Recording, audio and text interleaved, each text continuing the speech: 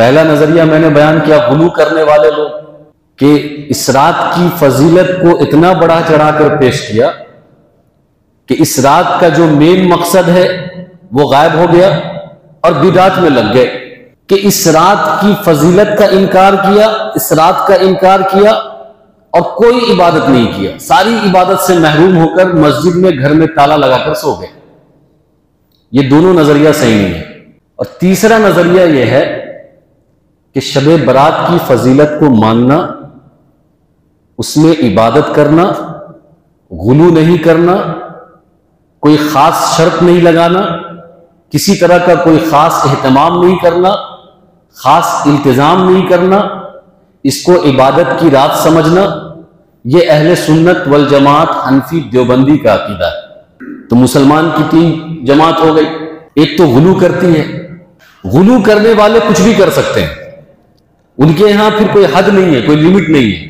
हर साल उनके यहां फहरिस्त बदलती रहेगी, उन्वान बदलता रहेगा, मैनिफेस्टो उनके यहां बदलता रहेगा, क्योंकि गुलू करना है।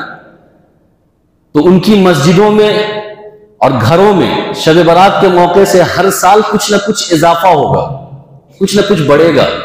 और जो लोग इसको मानते ही नहीं हैं तो वो तो सीधे से इनकार करते हैं। और हम लोग एतदाल के साथ शब बरात को मानते हैं। हम ये कहते हैं कि शब बरात की फजीलत है और शब बरात में 3 काम करना चाहिए। हदीस के अंदर आता है इदा कानत लैलतन मिन निस्फ शाबान क़ूमू लैलहा वसूमू नहारहा। जब शाबान की 15वीं रात आए, रात में इबादत करो, इंफरादी इबादत, इबादत में कोई तखसीस नहीं कि ये इबादत करनी है, ये वाली दुआ पढ़नी है, ये वाला वजीफा पढ़ना है, ये वाली नमाज पढ़नी है, नहीं। न वजीफा खास होगा, न दुआ खास होगी, न नमाज खास होगी। जो बेहतर लगता है, किसी को अगर बेहतर लगता है तो तिलावत करे, किसी को बेहतर लगता है तौबा इस्तिग़फ़ार करे, किसी को बेहतर लगता है तो नवाफिल पढ़े, किसी को बेहतर लगता है तो तस्बीह गिने। अपने सवाब-दीद के एतबार से, अपनी हैसियत के एतबार से जिसको जो बेहतर लगता है वो इबादत करे। उसमें कोई इबादत खास नहीं करना है। जैसे बहुत सारी मस्जिदों में तहज्जुद की जमात की नमाज होती रहती है, बहुत सारी मस्जिदों में पर्चा बढ़ता है कि ये दुआ इतनी बार पढ़नी चाहिए, ये नमाज इतनी रकात पढ़नी चाहिए। ये सब बिदात है, कोई इबादत खास नहीं है, इबादत करना है बस, और अपनी सवाब-दीद के मुताबिक। तो हदीस में आता है कि फ़क़ूमू लैलहा, कि इस रात को इबादत करो, वसूमू नहारहा, और उसके अगले दिन को रोजा रखो। तो हम अहले सुन्नत वल जमात कहते हैं कि इबादत करो, इबादत में कोई तखसीस मत करो, रोजा रखो और रोजा को फर्ज, वाजिब, सुन्नत नहीं समझो, ये रोजा मुस्तहब है। हमने कहा ना कि हमारा जो मजहब है, हमारा जो नजरिया है, आइडियोलॉजी है, हमारा जो तरीका है वो एतदाल वाला है, बीच वाला है। हम ऐसा नहीं कहते कि शब बरात है ही नहीं, और ऐसा भी नहीं कहते कि शब बरात में हलवा भी है, मालीदा भी है, अगरबत्ती भी है, मोमबत्ती भी है, मुर्दा भी वापस आता है, रूह के आने का एतकाद रखते हैं, फिर घर को भी सजाते हैं, मस्जिद को भी सजाते हैं, पटाखे भी फोड़ते हैं, जुलूस भी निकालते हैं, झंडा भी उठाते हैं। ऐसा भी नहीं है। हम एतदाल वाला, हम कहते हैं कि रात को इबादत करनी है और इबादत में कुछ भी खास नहीं करना है, जो अच्छा लगे वो करना है। दिन में रोजा रखना है और रोजा को फर्ज, वाजिब, सुन्नत नहीं समझना है। रोजा एक मुस्तहब है, रखेंगे तो सवाब होगा, नहीं रखेंगे कोई बात नहीं है। ये हमारा अकीदा है। और एक हदीस से यह साबित होता है कि कब्रिस्तान में जाकर मुर्दे को बख्शना चाहिए। ये 3 अमल साबित हुआ, लेकिन इसके हवाले से भी हम लोग गलती करते हैं। ये तीसरी जमात यानी अहले सुन्नत वल जमात, कि कब्रिस्तान जाकर मुर्दे को बख्शना यह हर साल जरूरी नहीं है, यह हर साल लाजिम नहीं है। हम ये समझते हैं कि हर साल जाना चाहिए, तो फिर ये बिदअत है। कभी चले गए, कभी नहीं गए, कभी घर से बख्श दिए, कभी कब्रिस्तान जाकर बख्शे, और फिर ये नहीं समझना कि सिर्फ शब बरात में ही मुर्दे को बख्शा जाएगा और बकिया सालों में, बकिया महीनों में और बकिया दिनों में मुर्दे को नहीं बख्श सकते। अगर ये समझ रहे तो बिदअत है। मुर्दे को बख्शना है बगैर किसी एहतमाम के, बगैर किसी इल्तिजाम के, बगैर किसी खुसूसियत के। हमारा ये अकीदा हो कि साल के 12 महीने मुर्दे को बख्श सकते हैं और 12 महीने के हर हफ्ते और हर दिन में मुर्दे को बख्श सकते हैं और शब बरात में भी बख्श सकते हैं। और ये अकीदा हो कि हमको हर साल कब्रिस्तान जाना जरूरी नहीं है, कभी घर से भी बख्श सकते हैं, कभी कब्रिस्तान जाकर भी बख्श सकते हैं, कभी मस्जिद में रहकर भी बख्श सकते हैं, कभी मुल्क से बाहर रहकर भी बख्श सकते हैं। हाँ, कभी जा भी सकते हैं, कभी चले भी गए, कोई दिक्कत नहीं। तो इस अकीदे के साथ ये 3 काम हो गया, रात की इबादत, दिन का रोजा और कभी कभार किसी साल कब्रिस्तान चले जाना। इसके अलावा जो भी नजर आता है शब बरात के हवाले से, वो सब का सब बिदात है, खुराफात है, रस्म व रिवाज है। ये 3 चीज अगर हम याद कर लेते हैं कि रात की इबादत, दिन का रोजा और कभी कभार कब्रिस्तान मुर्दे को बख्शने चले जाना, इसके अलावा जो भी आपको नजर आता है किसी भी पर्चे में, किसी भी अखबार में, किसी भी किताब में या किसी भी मौलवी की जबान में, तो समझ लीजिए कि वो एक तरह का खुराफात है, रस्म व रिवाज है। इससे बचना चाहिए। हम और आपको इन्हीं 3 काम को करना है। जो आने वाला शब बरात है, शाबान की जो 15 रात है, 15वीं रात है, उसमें इन्हीं 3 काम को करना है कि रात की इबादत करना है, मुमकिन और मुयस्सर हो तो दिन में रोजा रखना है, और अगर हम पिछले साल कब्रिस्तान नहीं गए हैं, उसके पिछले साल कब्रिस्तान नहीं गए, तो इस साल भी चले जाए, इस साल चले जाए, कोई दिक्कत नहीं। हर साल जाने का रूटीन नहीं बनाना। लेकिन बहुत अफसोस होता है मुसलमानों की जमात पर, एक तो उन लोगों पर भी कि जिन लोगों ने इस शब बरात को एक फेस्टिवल बना दिया है, शब बरात को एक त्यौहार बना दिया है। शब बरात को वो ऐसा मनाते हैं जैसे कि गैर मुस्लिम दिवाली मनाते हैं, बल्कि दिवाली में कम पटाखे फोड़े जाते होंगे या दिवाली में कम सजाया जाता होगा, कम अगरबत्ती और मोमबत्ती जलाई जाती होगी। उनके यहां उससे ज्यादा अगरबत्ती मोमबत्ती जलाई जाती है। इबादत के नाम पर जीरो, इबादत नहीं करते। और फिर उन पर भी अफसोस होता है कि जो लोग सिरे से कहते हैं कि कोई शब बरात की कोई फजीलत है ही नहीं, शब बरात बिदअत है, मस्जिद में ताला लगाओ। इस हवाले से कुछ दलील हमको सुननी चाहिए, समाअत करनी चाहिए, ताकि हमारा जहन साफ हो जाए। 25 से 26 रिवायतें हदीस की शब बरात की फजीलत पर आई हुई है। 25 से 26 रिवायतें। हाँ, यह अलग बात है कि हदीसें ज़ईफ है, लेकिन हमें यह समझना चाहिए कि हदीसें ज़ईफ होती क्या है। हदीस ज़ईफ का यह मतलब नहीं होता कि यह हदीस अल्लाह के नबी से साबित नहीं है, यह आप जहन में रखें। और जो अगर आपको यह समझाता है कि हदीसें ज़ईफ का मतलब नहीं है, यानी यह मौजू है, मनगढ़ंत है, तो वो उसूल हदीस के साथ खिलवाड़ कर रहा है, मुहद्दिसीन के उसूल के साथ खिलवाड़ कर रहा है। ज़ईफ हदीस का यह मतलब नहीं होता है कि ज़ईफ हदीस अल्लाह के नबी की जबान की नहीं है या अल्लाह के नबी से साबित नहीं है। हदीस में ज़ौफ़ कब पैदा होता है? हदीस में ज़ौफ़ पैदा होता है रावी की वजह से, जो हदीस को रिवायत करते हैं उनके औसाफ के अंदर कमी जाती होने की वजह से।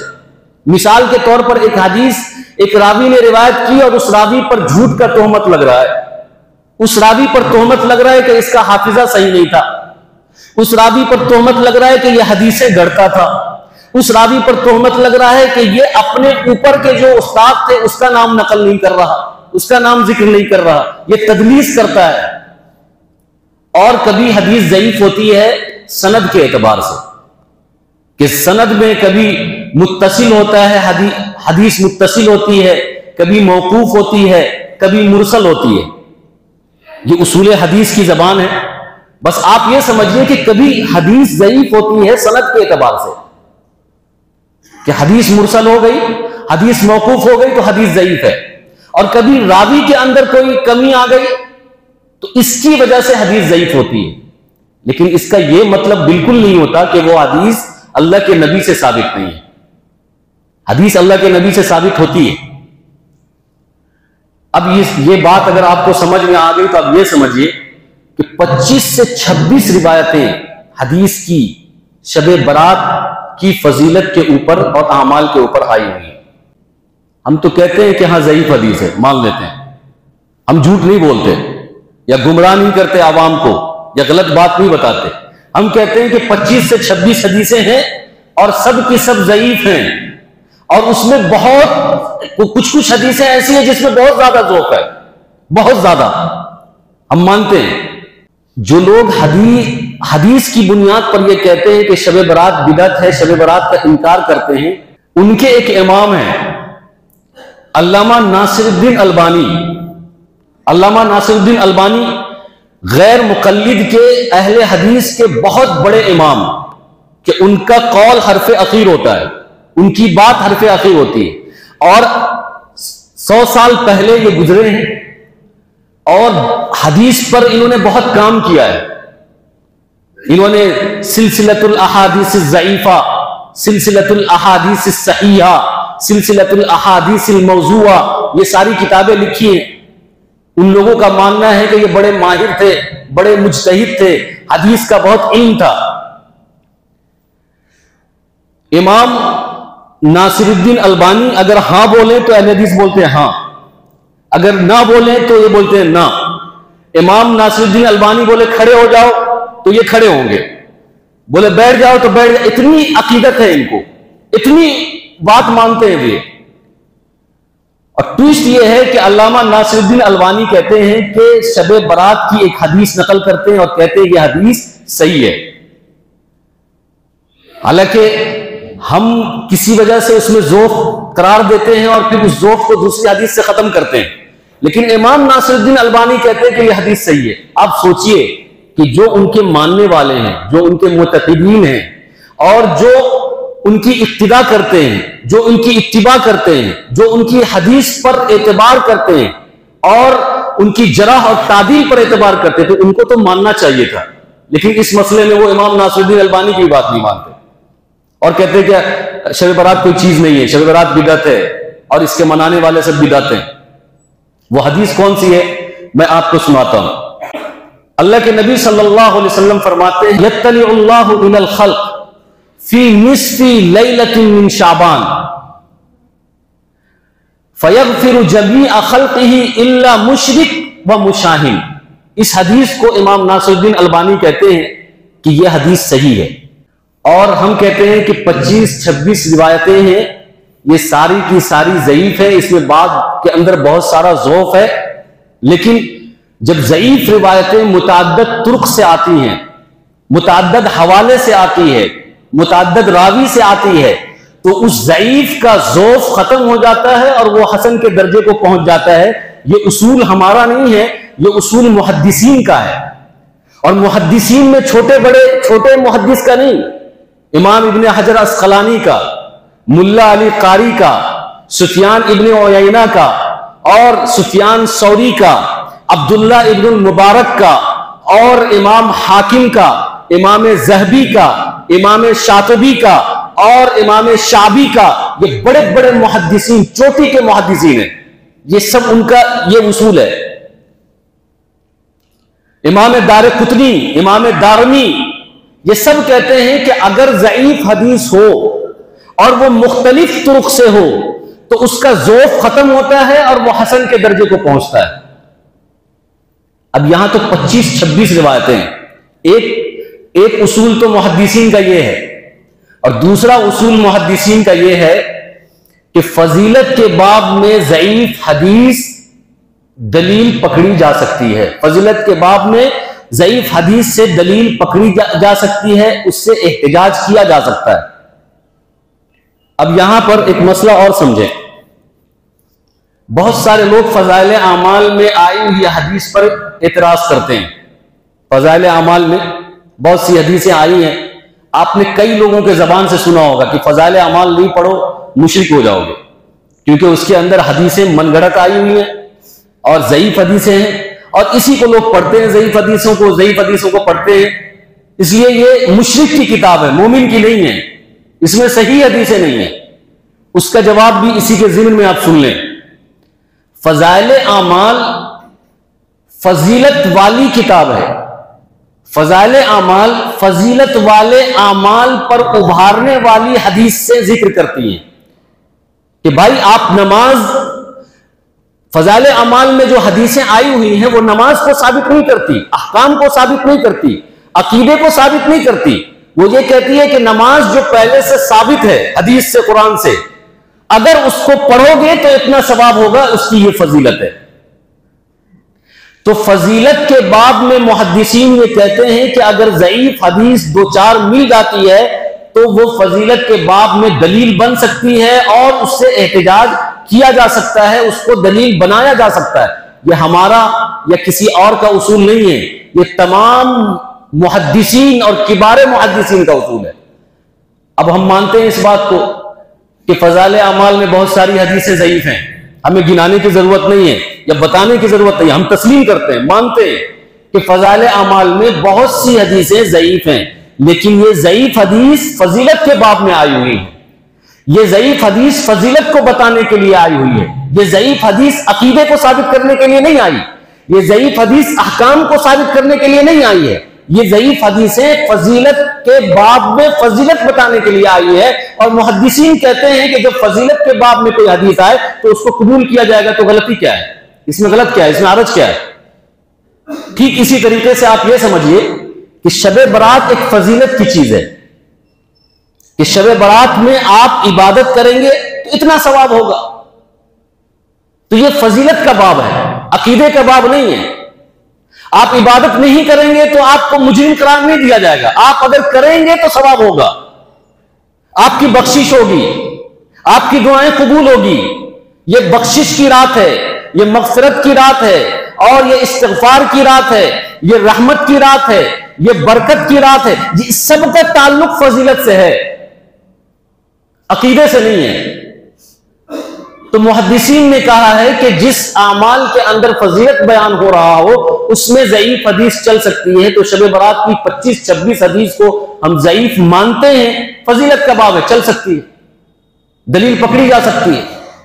और दूसरी बात मुहद्दिसीन का यह उसूल है कि अगर एक हदीस ज़ईफ हो और उसकी मुताबात में, उसकी मुआफ़क़त में अगर दूसरी तीसरी हदीस आ जाती है और उसके तुरुक से अलग कोई दूसरे तुरुक से, कोई दूसरे रावी से हदीस आ जाती है, तो उस हदीस की जो कमजोरी है, जो ज़ोफ़ है, वो खत्म हो जाता है, वो हसन को पहुंच जाता है और हसन हदीस से एहतिजाज किया जा सकता है, दलील उसको बनाया जा सकता है।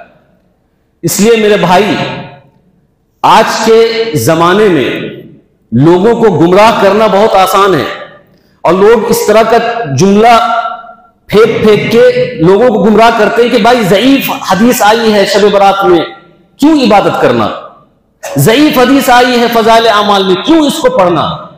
तो उसूल समझना चाहिए। उसूल यह है कि ज़ईफ हदीस फजीलत के बाब में चल सकती है, कोई एतराज नहीं।